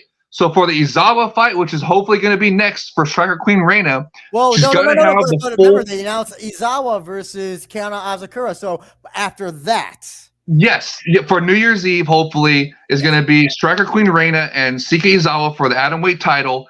And if that happens, Striker Queen Rena needs to have her full hair in braids, so there's no more getting the side hair gets in her eyes or whatever. No more fidgeting with her hair. She can focus totally on the fight. That's how it needs to, if she wants to win, because it was distracting, like Schiavella said, that she kept fixing her hair, and it even left her open for getting popped with a jab a couple of times. So she's got to get that hair under control. And, I think she should let her hair grow out again because she looks so good. I mean, incredible. She's just a beautiful woman. And she's in that ring with no makeup, looking that good. Go to Jay Chris, your thoughts? Oh, come on! I'm not done talking about my girl, Striker Queen Rena. I know, but we have to. Come on! I know. I want to talk a little bit more about her. I'll give you some more after. Jay Chris, your thoughts? All right. I thought Rena just simply controlled that fight. I think that Kate Lotus had no. Let's just face it. If she were if it were a question of is she RIZIN worthy or is she not in the case of Kate Lotus, the definite answer would be a hell no. I don't think. What? Are you joking? Did you not see the huge mouse on Rena's eye? Finish. What? I think the reason why Kate Lotus would not be RIZIN worthy was because she simply got dominated throughout most of that fight, especially at the end of it. But as far as Rena's concerned, man, this is why they call her the shootboxing goddess. This is why they call her the striker queen. This is why she is basically a threat to the super animalweight division. And once Kana Asakura retires, after her fight against Seiki Izawa in September, it'll just be a beeline for Rena to get that that super animalweight title opportunity. So yeah, that's the only fight to make. That's the only fight I'm interested in. I don't give a shit about any other fight. No silly rematch with Claire Lopez. Jaywolf, that's what you want to see from Rena next? Oh, yeah. I don't want that on New Year's Eve on that super fight, a super card with Bellator, the collaboration mega event, and just like J. Chris said, Striker Queen Rena just really show why we call it a Striker Queen. The shootboxing goddess, so beautiful. What? J. Chris brought up another good point. Is Kate Lotus RIZIN worthy? He says no. What do you say? Dude, how can you guys say that? She busted up Rena's eye. She's and she looked fighter, dude. So what? So what? So a lot of other girls. Most of the place in deep. Okay, look, let her get a couple more wins in deep, but she should definitely come back to the Epic RIZIN. Are you kidding me? She busted up Rena's eye, put on one of the fights of the night. It takes two to make a great fight.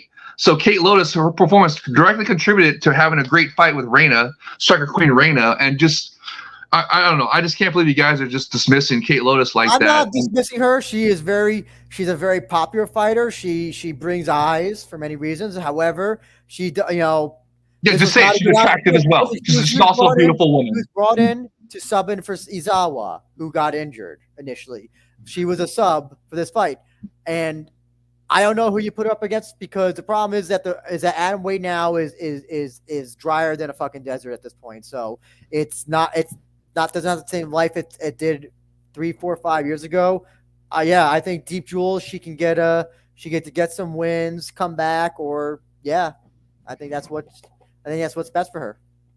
Okay, but look, just want to say I'm just happy that this Japanese beauty showdown, as the Japanese fans said, lived up to those expectations and delivered the goods, and it was incredible. I just absolutely loved it. It's just missing a flying stomp or a stomp knockout, because I mean, as we know, Striker Queen Rena has the nicest flying stomp technique in the game.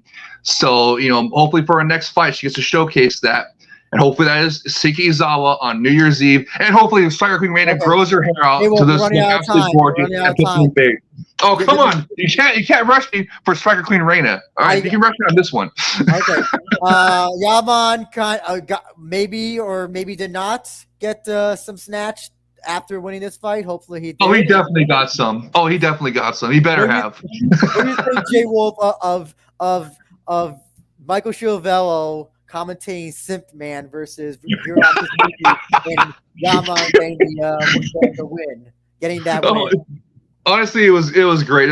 Everything about this whole card was fantastic. This fight right here was fantastic as well. Yaman with the walkout of the night, exactly as predicted, with the showgirls and everything. And why is he simping for that girl if he's got all these beautiful showgirls? He can just pick one of them. I mean, so is the girl that he was talking to? Is she like some famous I thought they said she was like some kind of hostess? Yeah, she's a hostess at a club, I believe. I don't know any more than that. Okay, I mean, I don't understand why he's like, but anyways, he put on. She was there, saw him get a sensational win, arguably the knockout of the night, and she loved it. And they had pictures afterwards of them hanging out. So hopefully he got some, and he's not Simp Man anymore. He's back to Yaman, which he always was, to be honest with you. He was just pulling all the stops to get the girl that he wanted. J. Chris, your thoughts? Everything about that particular fight was beautiful.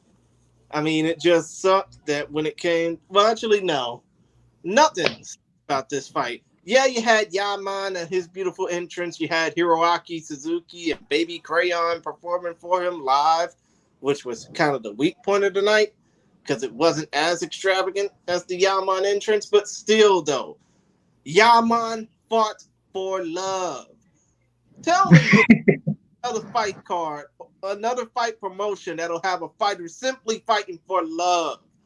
Yaman basically looking to end that fight real quick, knowing that he's matching afterwards. But still, though, Yaman is the man that everybody should aspire to be. And you'll hear me say that on Sunday, Jaywolf.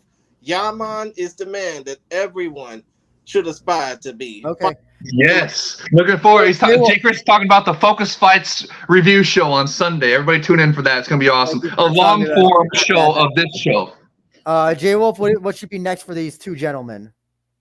Oh, I mean, Yaman back in the ring immediately. A sensational performance. Suzuki back to the drawing board, matching up with somebody else coming off a loss, and Yaman with somebody coming off a win to get momentum to get him, closer to the title picture, contendership, whatever you want. But just sensational performance. I can't say enough about him. Can't wait to see him back again. I hope he did get with his dream girl, the hostess girl. I was happy to see that he got pictures of them hanging out afterwards. So, and I love that Jay Chris said he was fighting for love. I love that, and I hope that I hope he scored love afterwards with a sensational performance like that. Jay Chris, your thoughts? To be honest, I don't know who either of these two men should fight next. All I just know is Yaman had some reacquaintance, so to speak, afterwards. But still, though, I'm pretty sure their next fight, I'm pretty sure Yaman's next fight possibly can't top this. I know that.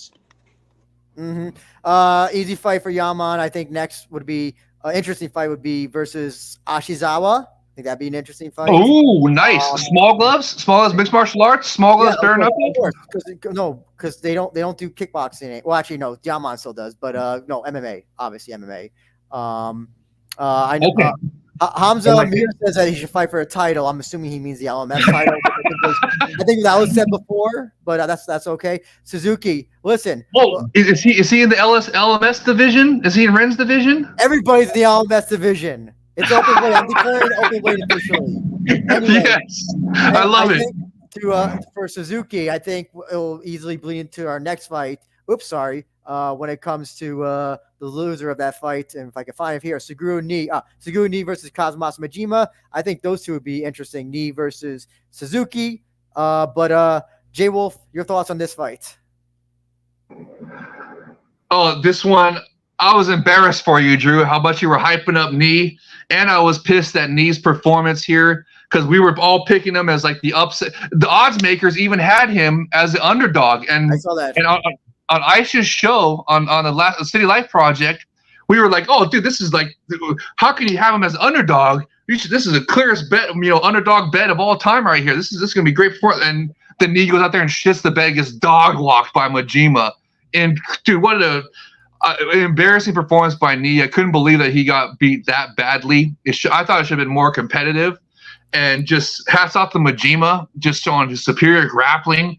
Choked him out, started the card off with a sensational finish, and just now. But Nii, are you not embarrassed by that, Drew? You were hyping up as like the next title contender. Yes, and now I still am. He lost to a better MMA grappler, and Majima is a much better MMA grappler, but the striking was all on Nii's. It was all Nii. So Nii is back of the line, bro. No, he's not.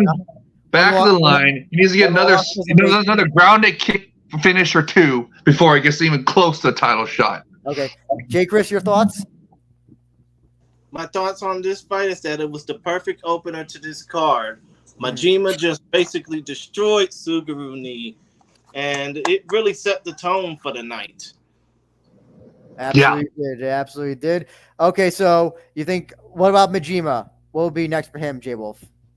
Oh, well, he needs a couple more wins, and he's in the title picture.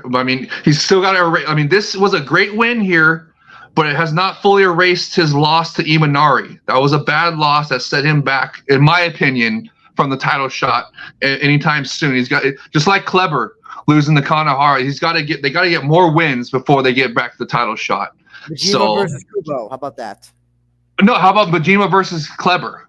before they go back They to fought title already. shot. They fought already. They fought already. Oh, they fought already? Oh, my bad. And okay, Kleber, well then. Kleber mauled him. Kleber mauled Okay, him. okay, well then forget that one. I didn't know they had fought. I forgot they had fought already. So, but Majima needs to fight a couple more times before he gets a title shot. Period. J. Chris, your thoughts? I think that when it comes down to Majima, his next fight should either be against. Let me go ahead and see real quick. His next should either be against Yuta Kubo or Bren Hiramoto for the LMS belt. The latter for the LMS belt, if it's actually a thing. But if anything, I don't know what Majima should be next up for doing. As far as Nii goes, as Suguru Nii, I think that he should stick more to doing work in Pancrase. He is, after all, the featherweight king of Pancrase. So he should go back there and work on that, you know? Yeah. And back to the minor leagues. Back to the minor league. Anyway. Fight of the night. It's the LFA of Japan, Drew. No, rising. Anyway. But yeah, fight of the night, finish of the night. Let's go ahead and talk about that. My fight of the night, most definitely, if I were given a choice, it would probably be John Dodson versus Takaki Soya. My finish nice. My finish of the night would be Hideo Tokoro over Hiroya. What's yours, Andrew? Yeah, Jaywolf. Oh no, I'll let Jaywolf go. I'll let Jay. Oh, okay. Well, look, I agree with Jay. There's too many to pick for finish of the night. Fight of the night, I think, is clearly Catfish versus Kozi. I just love that those two J kickers just brought it. But I love Jay Krish's mention of Dodson and Soya, and but there's for finish of the night there were so many good ones. It's hard to pick one. I mean, Ren knocking out Mikuru, Yaman knocking out Sensei, flatlining a guy for love. I mean, Striker Queen Rena showing she's a Striker Queen. I mean, just Tokoro's incredible, just storybook finish and just feel good moment of the year right there. Just so many fantastic. It's hard to pick one, but if we're gonna pick knockout of the night, I think it's got to be between Yaman and Ren, and I'm gonna go with Ren because that was a huge knockout victory in the main event, cherried the event, increased his star power, took some star power from Mikuru. Oh, it won the last man standing title. Just all of that factors in. I think it's going to be that's my finish of the night. And then are we going to talk about all the stuff that was announced during the interview? During the intermission? We already kind of we did it indirectly. There was sensational stuff. Sorry, you could do it on Sunday. Do it on Sunday. All the fights that were announced were fantastic. We did. I already talked about Hagiwara. We talked about Hagiwara Takagi. You didn't say nothing about Gustavo and Satoshi-san title fight. You just did. Okay. Okay. Let's go look up all the cool announcements that happened during. Look up for everybody. RIZIN 48. Quickly fight of the night. Easily Ashizawa versus Kozi. And then finish of the night. Definitely I had to put Tokoro versus Hiroya up there because Tokoro's a submission guy. He don't knock out people. He knocked out Hiroya. This wasn't TKO. It was a knockout, KO knockout of a young gun. That should have. It was supposed to beat Tokoro, but he didn't. That was beautiful. Jay Chris, you have some things to plug, so I think I have them all up here. So go ahead and plug your things. Okay. Basically, and you can go ahead and pin that little comment right there that I just posted under Focus Fights. Basically, if you want to check out more of what we have in store, you can click on our LinkedIn page. Linktree page. Damn it. Just search Linktree and Focus Fights and you'll get that. And just as was mentioned, if you enjoy the banter and conversation that we had here, myself, Jaywolf, and Andrew, you can check out the Focus Fights review of this show, Super RIZIN3, this Sunday at 6 p.m. Central Time, 7 Eastern, 4 Pacific, U.S. Central Time. U.S. times, of course. If you're basically on the other side of the world, check for the time in your area. But still, though, I had fun enjoying talking about this, even though I showed up late. Hopefully, we can have more fun Sunday in the long form format. Other than that, you can check me out on my social media platforms. Just search for me under J Krish Gary on Twitter, or at Christian Gary 1992 on Instagram, or on the fans at Chris Gary 92. That's just Jay. Jaywolf? Oh yeah, I mean you can. This is how I spell my name on Twitter right there. It's misspelled on purpose. That's what I first started commenting on Yahoo boards. There was a million other Jaywolf, so I just misspelled so you know it's me, and that you know it's me from way back in the day on the Yahoo message boards so that you can follow me on Twitter. And if you're a real person, I'll follow you right back. And on the RIZIN Discord, I'm under Jaywolf, but spelled correctly. And like Jay Krish was saying, this Sunday, the epic RIZIN Super RIZIN3 review show on Focus Fights, long form, none of this rush stuff. We're gonna get to talk about everything. And hey, Drew, can you take away this and put us back on the big screen? Since I got my screen sideways. Yeah, let me I want everybody to see how handsome I look this time. Look at this. Look how great we look. Look at that. Oh, fantastic. But yeah, just Drew, I can't thank you enough for having me on here. And also, I don't know if we're gonna have a review show with Aisha on the City Life project or not, but that's a fantastic guy and platform, City Life Project podcast, and with his from the Rush City podcast they combine to do. So I don't know if they're going to have me on for the review show or not, but anyway, even if they don't, that's still a great one to check out there. And also possibly something with Teeth to the Junk, since there was Manny Pacquiao. A good friend Teeth to the Junk is a boxing guy. Might try to do something with him, but for sure, Focus Fights Sunday, and right here on the We Are RIZIN podcast. Just man, and also on Twitter, want to give a shout out to the Combat Sports Today people as well for covering. I should have done that in the original intro. They were the only ones to really cover Super RIZIN3 of the quote unquote mainstream media. And yeah, like Drew has right there on the bottom, the banner, the Discord RIZIN FF. So much fun in there. It's not public, and just don't be a jerk. Don't do racism or any kind of that stuff, and you'll be fine. You can say whatever you want.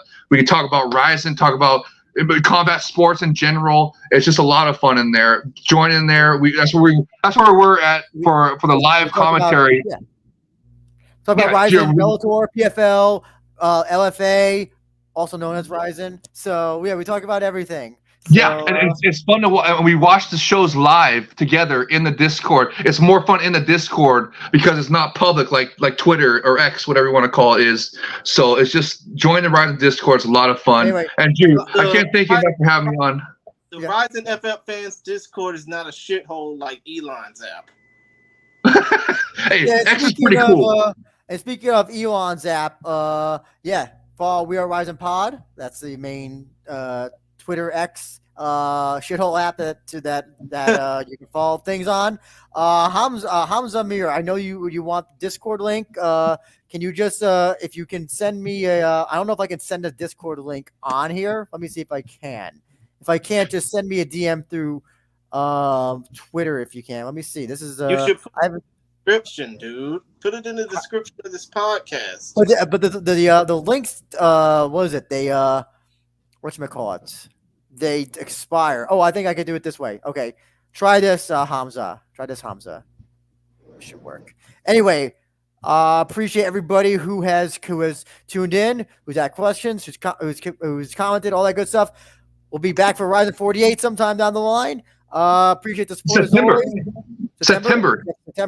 And nothing in August, so use that time to watch some backlog shit or whatever. Yeah, watch the Super RIZIN replay. It was that good of an event. Event of the year candidate. So good. Thank you, Drew, for having me on. RIZIN TV or a Bima TV, preferably Bima TV because it doesn't buffer. So yes. But my RIZIN TV didn't buffer. I don't know why it was buffering for you guys. That's unfortunate.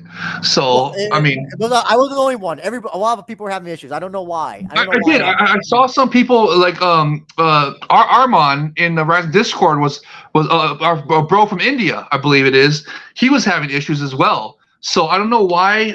I even commented on that on X to him during the event that mine was working fine. I told him to just maybe check his internet connection or something. Maybe because you're closer to Japan. And maybe because you're farther from Japan. Maybe I don't know. I have cable internet, so maybe it was a different. I don't know what internet connection you guys use, if it's satellite or what. But for my cable internet connection, my cable modem, it was not really buffering. I think I had to refresh it a couple of times towards the end of the card, though, and that was when I had it on full screen mode. But when I just had it on the regular player, it was fine. So just wanted to point that out. But gotcha. Man. Oh, okay. What happened? Nothing. I'm just reading fucking messages. Anyway, we gotta go now, guys. We'll talk later. Appreciate the support as always. We'll talk soon. Hey, Chris, do you have the Lenny Hart soundbite? No, I wish, but still. Okay, well, I want to say that pride never die. Pride is rising. Take care. Peace. Later.